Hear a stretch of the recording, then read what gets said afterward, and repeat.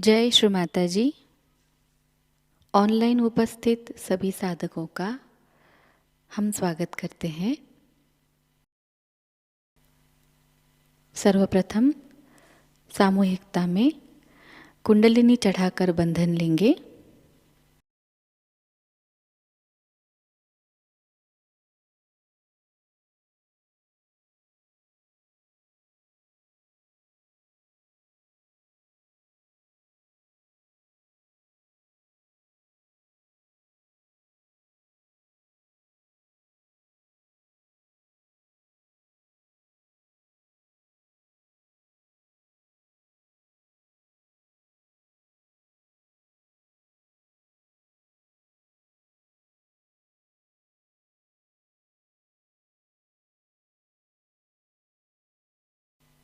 तीन महामंत्र और श्री गणेश मंत्र का उच्चारण करेंगे।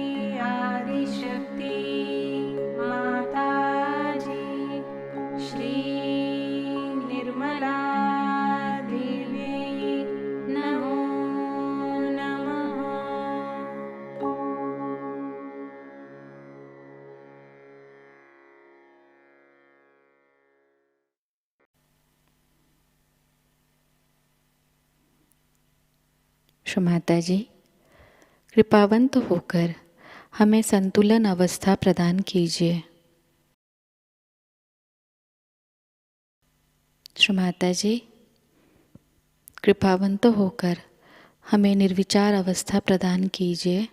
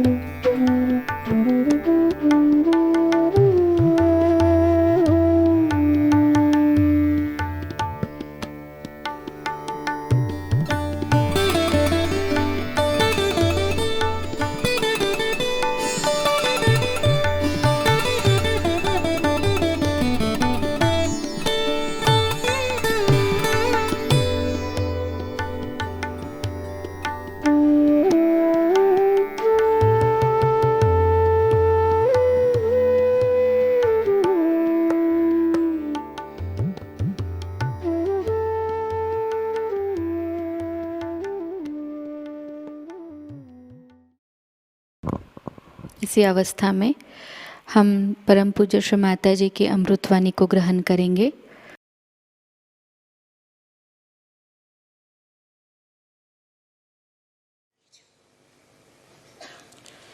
आज का योग बहुत ज़बरदस्त और इस विशेष योग के दिन जिसे कि अंगारकी कहते हैं, अंगार की चतुर्थी, कृष्ण पक्ष की चतुर्थी है। हर चतुर्थी को श्री गणेश का जन्मदिन मनाया जाता है, लेकिन जो मंगलवार को आती है, कभी कभी आती है साल में एक आध बार, कभी 2 बार, कभी 3 बार, जिस मंगलवार को अगर चतुर्थी आ जाए तो वो दिन बहुत बड़ा मनाया जाता है।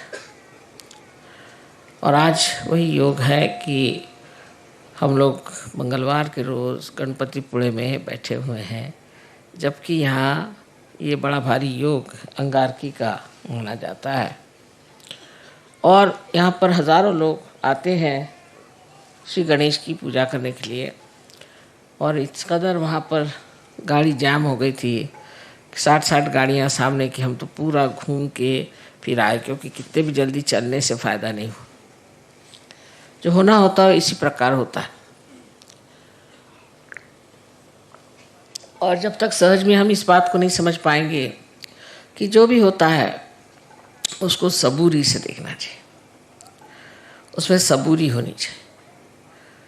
कि अगर आप उसी वक्त जल्दबाजी करें या कुछ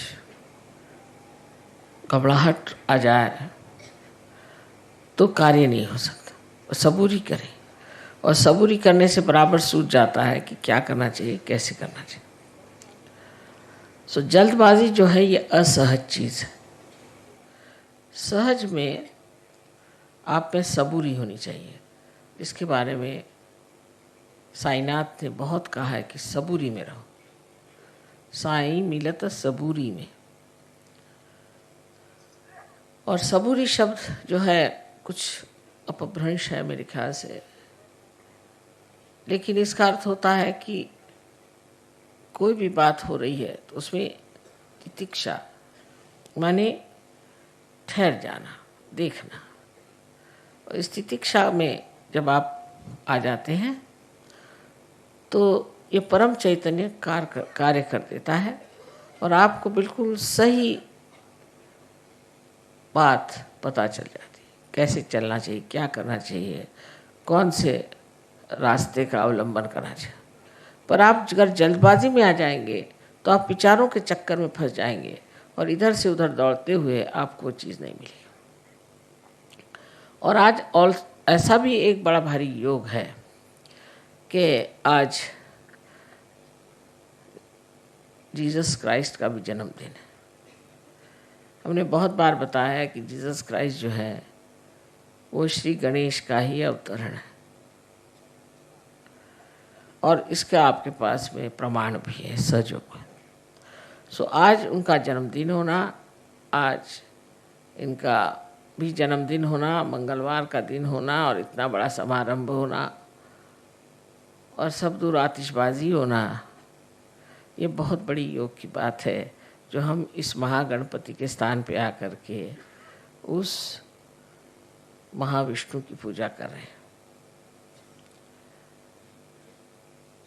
अब समझने की बात यह है कि श्री गणेश की जो विशेषताएं हैं, उनकी कौन सी विशेषता है आज के दिन जो प्रकटित होती है। ऐसे इससे पहले मैंने बताया था कि विनय, या जिसको कहते हैं हम ह्यूमिलिटी, नम्रता, वो उनका विशेष गुण है। और दूसरा है उनका विजडम, इसके लिए मुझे शब्द नहीं मिल रहे थे मराठी में। इसको उन्होंने बताया कि विजडम का मतलब है सुबुद्धि। चलिए ठीक है, सुबुद्धि। बहरहाल ये सब चीज़ों का दान गणेश तत्व से होता है, लेकिन उनमें एक और विशेष है कि वो बहुत ठंडे दिमाग आदमी है, बहुत ठंडे दिमाग आदमी है। उनकी चाल बहुत ठंडी है। जैसे कि हाथी है, हाथी में आप देखते हैं कि बहुत धीमी चाल है, पर उसकी चाल ऐसी सुंदर होती है कि किसी भी स्त्री जो अच्छे से चलती है उसको कहते हैं गजगामिनी, माने वो हाथी के जैसे चलती है। धीरे धीरे पाँव उठाना, कहाँ पाँव रखना वो सोचना, कहीं कोई पैर के नीचे चींटी ना आ जाए, कोई जानवर नहीं आना, इसका ख्याल करते हुए वो चलते हैं। और सामने अपनी सूंड से फूंकते चलते हैं कि सामने कोई और ऐसी चीज़ हमारे सामने नहीं आ जाए कि जिससे हमारे हाथ से वो नष्ट हो जाए। दूसरे वो सिर्फ घास खाते हैं, और घास खा कर के भी इतने बलिष्ठ होते हैं कि जो बड़े बड़े काम होते हैं जिसमें कि बहुत वज़न उठाना पड़ता है, वहाँ पर सिर्फ हाथी का ही उपयोग होता है।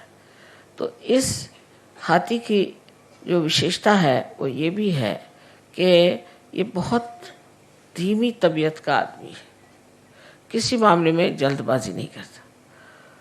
और दूसरी इनकी जो और विशेषता है वो ये है कि ये इनकी जो स्मरण शक्ति है, मेमोरी है, बहुत स्ट्रांग है, बहुत स्ट्रांग स्मरण शक्ति। किसी अगर बच्चे को बचपन में भी देख लेगा तो कितना भी बड़ा हो जाएगा उसको पहचान लेगा।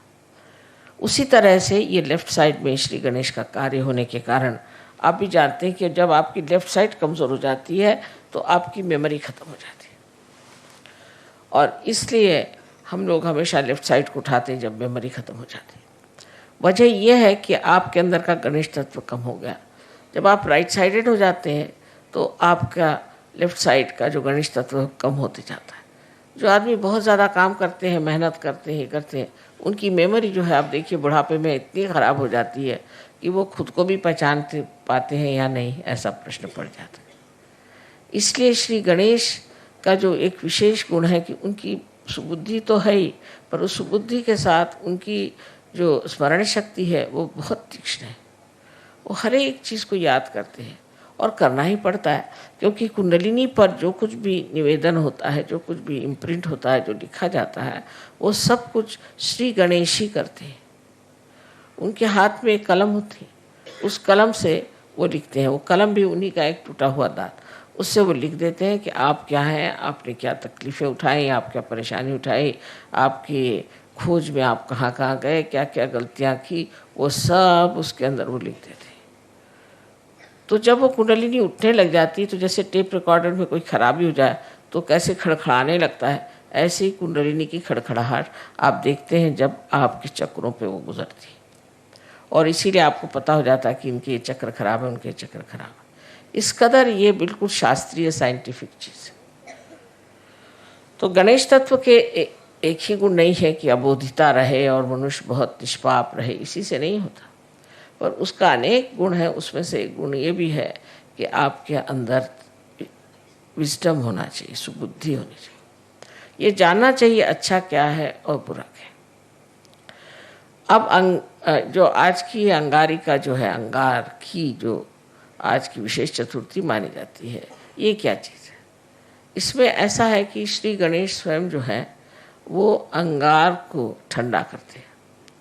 कुंडलिनी भी देखिए तो एक ज्वाला ही है, जैसे कि कुंडलिनी जो है उसकी प्रक्रिया ज्वाला की भांति है, क्योंकि ऐसे तो सब चीज़ पृथ्वी के तरफ जाती है। आप जानते हैं कि गुरुत्वाकर्षण से, ग्रेविटी से सारी चीज़ें पृथ्वी की तरफ जाती है, और सिर्फ ये जो ज्वाला है यही ऊपर जाती है। कोई सी भी आग ऊपर की तरफ जाती है और बाकी सब चीज़ें पृथ्वी की तरफ दौड़ती है। ऊर्ध्व गति सिर्फ एक इस चीज़ को मिलती है कि जो अग्नि है, और इसलिए ये जो है ये आपकी अग्नि को शांत कर सकते हैं। ये दो तरह से अग्नि को शांत करते हैं। एक तो ये कुंडलिनी को शांत कर देते हैं, कुंडलिनी को ये बता देते हैं कि इस आदमी में ये दोष है, ये तकलीफ़ें हैं, कोई हर्ष नहीं, तो भी आप इनको पार कराइए, क्योंकि कुंडलिनी का बालक श्री गणेश और जो आप में बालक है वो श्री गणेश है। तो वो उसी आत्मीयता से उस कुंडलिनी को समझा देता है कि तुम तो माँ हो और मैं चाह रहा हूँ कि मैं इनमें जागरूक हो जाऊँ, तो तुम मेरी मदद करो। और वो इस तरह से शांत हो जाती है, ये सोच करके कि मेरा बालक ही ये चीज़ को मांग रहा है, तो वो अपनी जो भी उनके अंदर गर्मी हो, कुछ हो, उसमें एक तरह से शांति आ जाती है।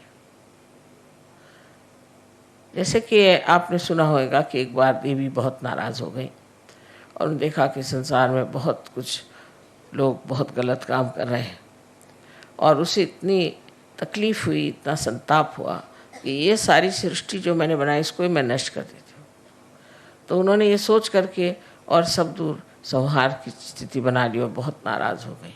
और जब उनका नृत्य शुरू हो गया तब श्री महादेव ने ये सोचा कि देवी तो इतनी नाराज़ है, क्रुद्ध हो गई, अब सब संसार नष्ट ही हो जाएगा, तो इसका इलाज क्या है।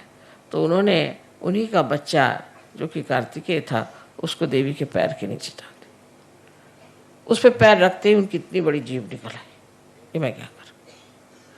जो इतनी क्रोध से लाल थी वो भी उस बच्चे को देख करके एकदम शांत हो गई। इसी प्रकार ये हमारी कुंडलिनी को एक प्रकार से शांत कर देते हैं कि तुम अपने बालक को जन्म दे रही हो, इस वक्त नाराज़ी ठीक नहीं किसी भी तरह से। कभी कभी तो कुंडलिनी को हमने इतना सताया होता है क्योंकि गलत गुरुओं के पास गए या कुछ गलत हम लोगों ने भी काम किए, तो बेचारी कुंडलिनी लस्तम पस्तम बिल्कुल रहती है। उसका भी आधार सिर्फ श्री गणेश है जो उसको ढकेलते हैं ऊपर की तरफ। श्री गणेश की शक्ति से ही कुंडलिनी ऊपर उठ सकती है, इसीलिए उनको अंगार कहते हैं, क्योंकि वो अपनी शक्ति कुंडलिनी को दे देते हैं। और कुंडलिनी में जो आग है या जो उसकी ज्वालाएं उठती हैं वो शांत है। आपने कभी सुना नहीं होगा कि इस तरह की शांत भी ज्वालाएं होती हैं। एकदम शांत ज्वालाएं हैं, सप्त रंग की होती हैं और एकदम शांत ज्वालाएं हैं और सहस्त्रार में आपको दिखाई देती है ये कितनी शांत है। ये सारा कार्य श्री गणेश ने किया हुआ। तो एक प्रकार वो आपका भी गुस्सा कम कर सकते हैं।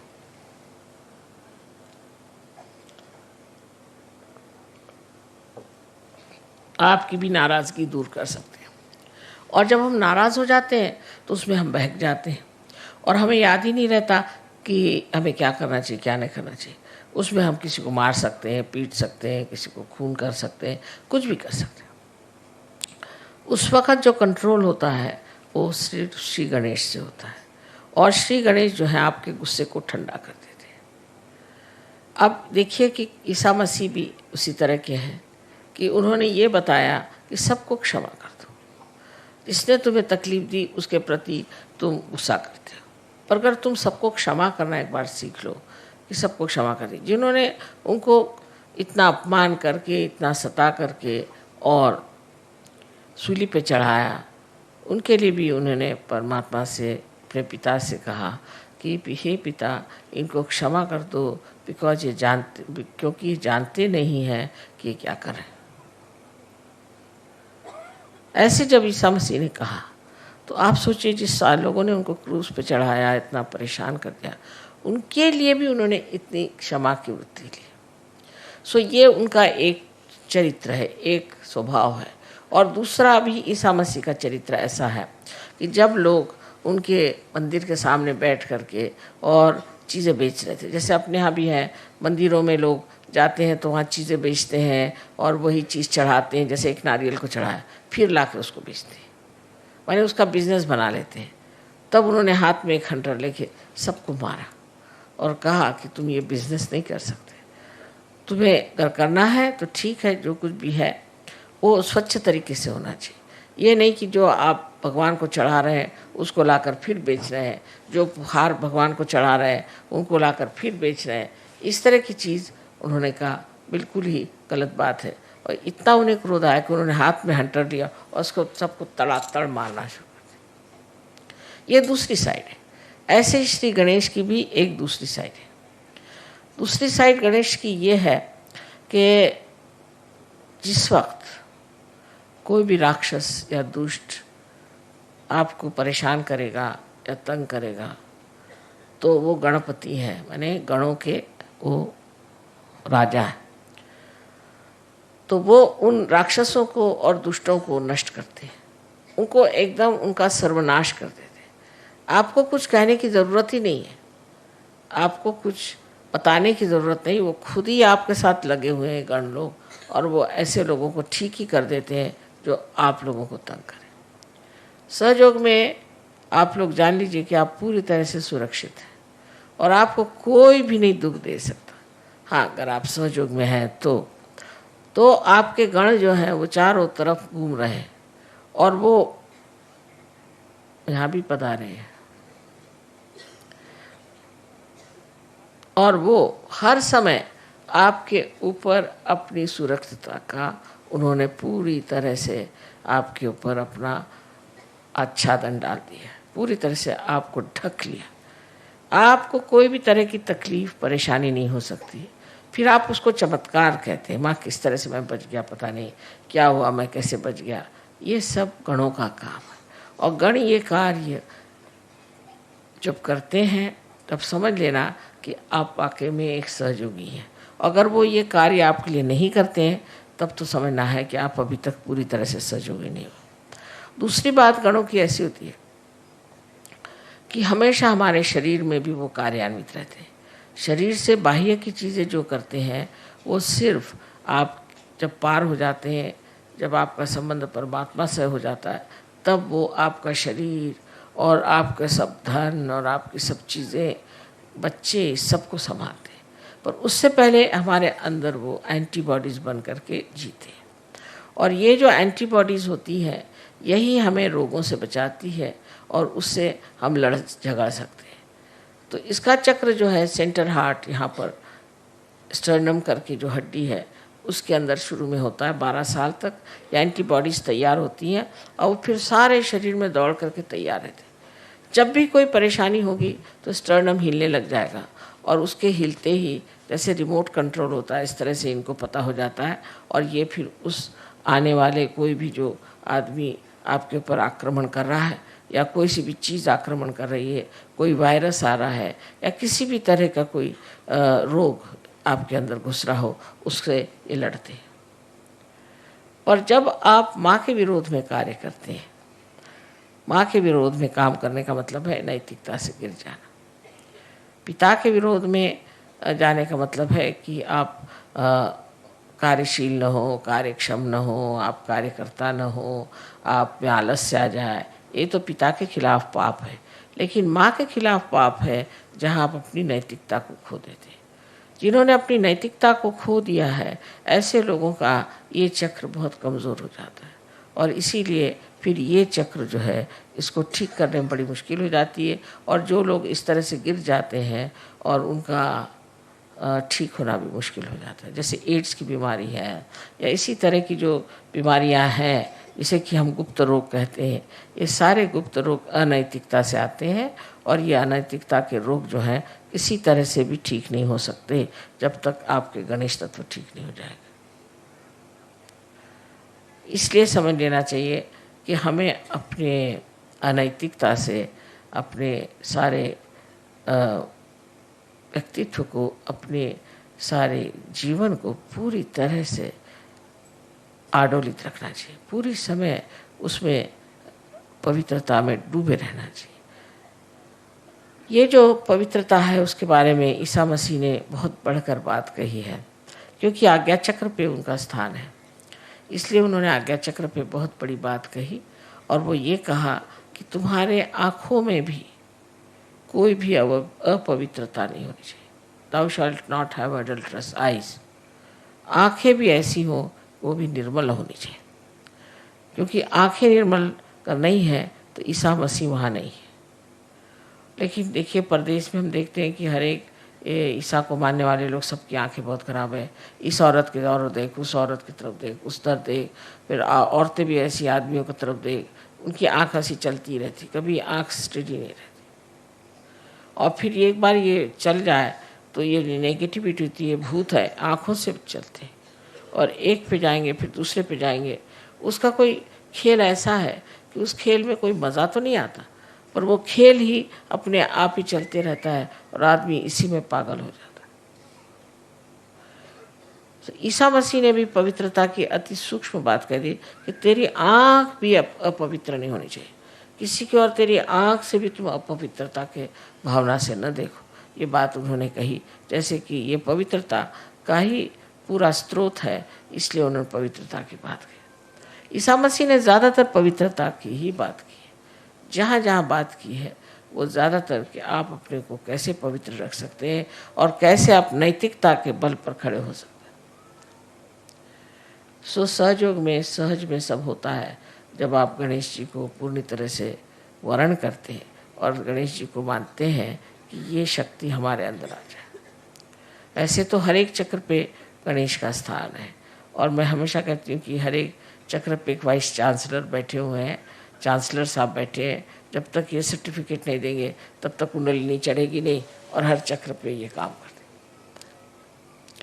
तो आज के इस योग की मैंने बात बताई कि उनका जो दूसरा स्वभाव है कि जो अंगार है, उस अंगार को वो अंगार से भी ठंडा कर सकते हैं, वो पूरी तरह से कर सकते हैं। जैसे कि आपने देखा है जिस वक्त में रावण ने श्री राम के विरोध में बात की तो लंका में आग लग गई। तो आपके जो हनुमान जी हैं वो भी मंगलवार ही की उनकी पैदाइश है और वो उनके पास नवधा शक्तियाँ हैं, उसके साथ ये दोनों ही मिल कर के ऐसे काम करते हैं। और विशेषकर मनुष्य के अंदर का क्रोध हो तो उस क्रोध को कैसे शांत करना चाहिए ये श्री गणेश जानते हैं और वो फिर इस तरह से उस पर युक्तियाँ करते हैं, उस पर ऐसे ट्रिक्स करते हैं कि वो आदमी एकदम हताश हो कर के और फिर मान जाता है कि मैंने जो किया वो गलत किया, मुझे ऐसा नहीं करना चाहिए। तो जो गर्म तबीयत के लोग होते हैं उनको भी ये ठीक कर सकते हैं और इसीलिए इस दिन जब मंगलवार किसी पे अगर मंगली हो तो उसको कहते हैं कि तुम कोरल का जो पत्थर होता है जिसे मूंगा कहते हैं वो पहनिए, वो भी गर्म होता है। मूंगे का पत्थर पहने गर्मी से गर्मी मारी जाती है। वैसे भी आप देखिए कि जितने भी गर्म देश है वहाँ लोग मिर्चा बहुत ज़्यादा खाते हैं। कहीं भी जाइए आप, अगर आप इंडिया में जाइए तो है ही साउथ इंडिया का खाना इतना मिर्चे वाला होता है कि आप खा ही नहीं सकते। और अगर आप और जगह जाइए, चाइना में भी जो साउथ का चाइना है जैसे कैंटून वगैरह, वहाँ बिल्कुल बहुत मिर्चे खाना होता है। इसी प्रकार आप इटली में भी जो साउथ है या फ्रांस में साउथ है वहाँ लोग बहुत मिर्चा खाते हैं। क्यों खाते हैं? क्योंकि मिर्चे से मिर्च मिटती है, गर्मी से गर्मी चली जाती है, इसलिए वो मिर्चा खाते हैं जिससे खूब पसीना आए और उनको ठंडक बनी रहे। इसी प्रकार श्री गणेश भी अपनी गर्मी से आपकी गर्मी ठीक करते हैं। आपके अंदर अगर कोई अहंकार हो जाए तो इस तरह से वो आपको दिखा देते हैं अपना प्रताप कि उससे फिर आप खुद ही ठंडे हो जाते हैं। और ये जितनी भी बीमारियां हैं इसमें भी बहुत गर्मी निकलती है, बहुत जनरेट होती है और इस गर्मी के कारण ही आदमी अस्वस्थ हो जाता है। इसलिए ठीक है कि हम इस गर्मी का ही इलाज करें और उसके लिए श्री गणेश की आराधना करें और उनके प्रति अपने को विशेष रूप से समर्पित करें। आज का दिन बहुत ही बड़ा मैं सोचती हूँ जो ये 3 चीज़ों का योग यहाँ हो गया कि आज ही ईसा मसीह का जन्म है, आज ही मंगलवार है, आज ही श्री गणेश का भी जन्मदिन है और आप लोग सब गणपतिपुरे में आए। ये सब कुछ इस कदर बन गया आज कि मुझे इससे बड़ा सहज में ही जो एक चमत्कार होता है ऐसे लग रहा है कि बड़ा भारी चमत्कार है कि इस वक्त सब लोग आए। पर उसमें तकलीफ भी हो गई कि सब यहाँ पर इतने लोग भीड़ कर गए थे कि हम तो जाम में फंस गए और देर हो गई। पर देर या कोई सी भी चीज़ होती है उसमें सबूरी की बात है। हम तो हमेशा सोचते हैं कि जो समय हमारे नियत है वही समय पूजा होगी, उससे पहले हो ही नहीं सकती। तो इसलिए जो चीज़ नियति का है उसको क्यों बदला जाए, उसके तरफ लड़ाई झगड़ा करने से फ़ायदा क्या। जो है सो है, जिस वक़्त में जो होगा तब हो जाएगा, तब पूजा हो जाएगी। उसमें अब इस वक़्त पूजा नहीं हो रही, ये टाइम था, हम कोई घड़ी के गुलाम तो है नहीं। लेकिन इसके फ़ायदे कितने होते हैं ये आप आगे जाकर देखेंगे कि अगर आप टाइम का गुलामी नहीं करें तो बहुत कुछ सहयोग फैल सकता है। पर जो आदमी टाइम की गुलामी करता है वो कभी सहयोग नहीं फैला सकता, क्योंकि उसको हमेशा रहता है ये टाइम में ये कर रहा है, ये टाइम में कर रहा है, और सहयोग के लिए उसको टाइम ही नहीं मिलता।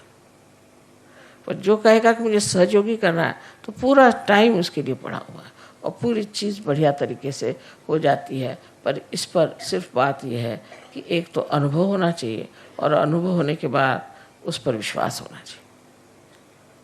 ऐसी ऐसी चीज़ें घटित हो जाती हैं। बहुत लोग सुबह से शाम तक मुझे अपने चमत्कार बता रहे थे कि माँ मैं तो परेशान था कि जा रहा हूँ, कब मुलाकात होगी, वो आएंगे। देखता क्योंकि सामने ही चले आ रहे। किसी भी चीज़ की आपके मन में इच्छा हो जाए वो चीज़ पूरी हो सकती है, पर विश्वास की बात है। और विश्वास में अंधविश्वास सहयोग में नहीं, बिल्कुल अंधविश्वास नहीं, श्रद्धा है। जहाँ पर कि हम पूरे दिमाग से सब देखे हैं, जब हमने सब देख लिया और तब भी हम नहीं मानेंगे तो इसे क्या कहा जाएगा?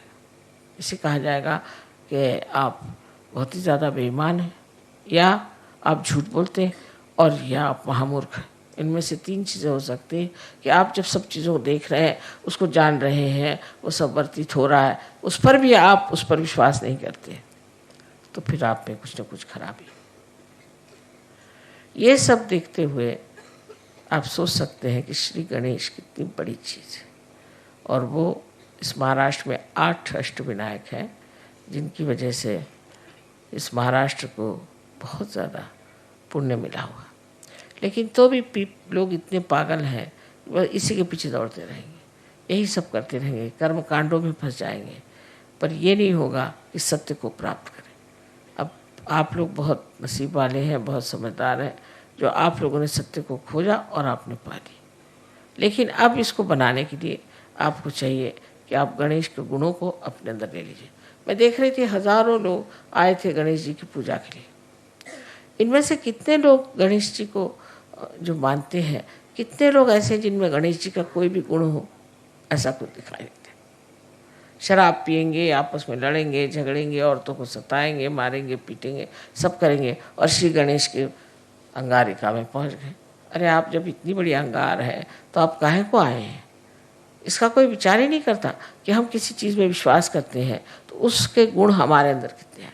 हाँ, हमें उन पर बड़ा विश्वास है, हम तो इनकी पूजा करते हैं, हम उनकी पूजा करते हैं। अच्छा, पर तुम्हारे अंदर उसके कौन से गुण हैं? ऐसे कोई सोचता है। लेकिन सच्चाई तो ये है कि अगर आप किसी को मानते हैं तो उनके गुण भी आपके अंदर आने चाहिए, और जब तक ये गुण आपके अंदर नहीं आते तब आपका मानना न मानना बराबर है, उसका कोई फर्क ही नहीं पड़ेगा। आज हम श्री गणेश की पूजा करने वाले हैं, और श्री गणेश और गौरी की पूजा होगी, और इसमें यही जान लेना चाहिए कि गौरी एक कुंडलिनी ही है, महाकुंडलिनी महागौरी है। और इसका कार्य यह है कि अपने बच्चे को जो बहुत सालों से खोज रहा है उसको आत्म साक्षात्कार प्राप्त कराए, उसका पुनर्जन्म करें। ये इस महागौरी का कार्य है जो आप सबके अंदर उपस्थित है। इसलिए आज हम सिर्फ गणेश जी और गौरी जी की पूजा करेंगे, और बाद में देवी की पूजा होगी। सबको अनंत आशीर्वाद।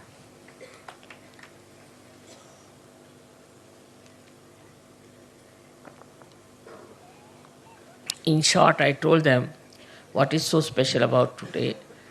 Tonight is the time when this is Tuesday. On Tuesday, Sri Ganesha was born. So they celebrate every fourth day of the moon as the Sri Ganesha's birthday, because of born on the 4th. But when this 4th falls on a Tuesday, then they think it's a tremendous yoga, because on Tuesday he was born. On Tuesday, this 4th of the day of the month has come, so they just try to worship it as a something special day.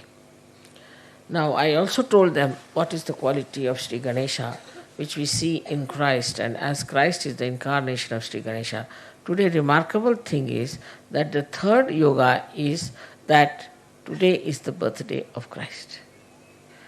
And the fourth thing, which is very important, is that you all should be here on such and such day on Ganpati. So it's very important day, and that's how we have to learn that if you worship Ganpati or if you worship Christ, we should try to think what qualities we have got within ourselves. Now regarding Jesus Christ, you know him very well, that he always talked of morality, always talked of holiness, of auspiciousness. And all these things, you see, the holiness and the complete cleanliness within your being is to such an extent that he said that thou shalt not have adulterous eyes. So Sri Ganesha also was against the adultery. Any kind of adultery he was against, and that's why those people who indulge into adulterous life suffer very badly. It's rather difficult to cure them. All these diseases which are incurable of Ganesha's problems are really difficult because here you have insulted Sri Ganesha, and that's why he gets angry with you. Now his style is of two types. One is by which he soothes you down, he soothes your kundalini, and the second one is where he really gets angry with you and tries to punish you. These two qualities he has. So one has to be very careful when you are dealing with your morality. The morality should be a part and parcel of your being. That you should be proud that you are moral and that you should try to lead a very moral life without torturing anybody, without troubling anybody. In Sahaja Yoga, I hope it is all very clear cut that we have to lead a very, very moral life.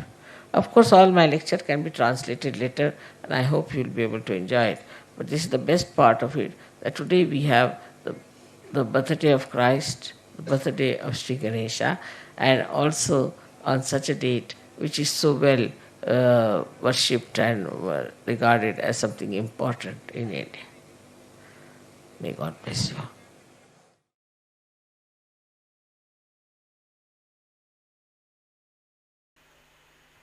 निशब्द ध्यान में बैठते हैं।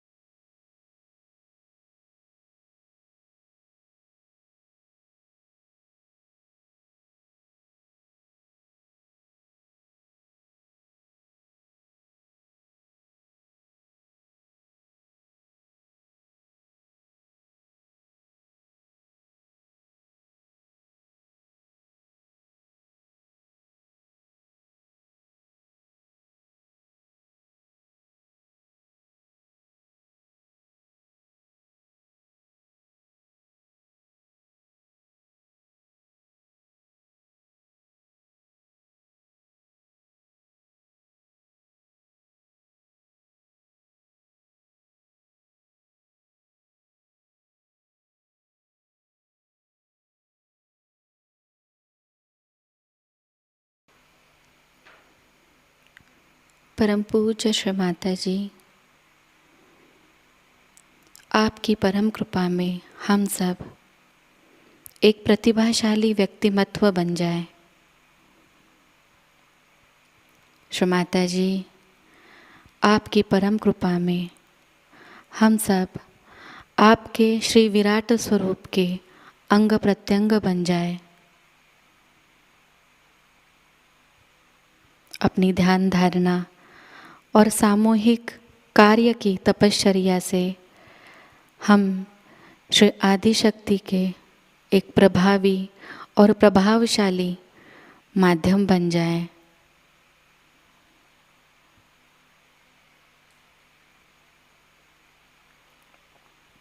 परम पूज्य श्री माता जी, आज का यह सामूहिक ध्यान हम आपके श्री चरणों पर समर्पित करते हैं। कृपावंत होकर हम सबको और इस संपूर्ण विश्व को आशीर्वादित कीजिए।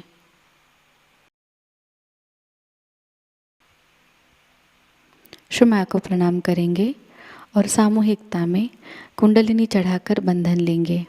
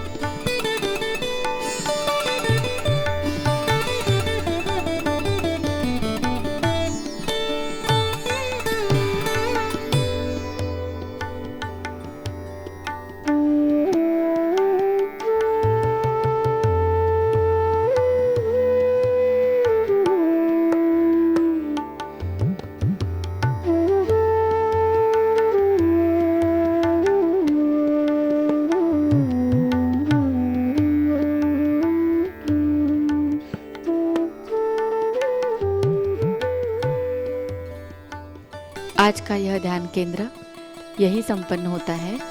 जय श्री माता जी।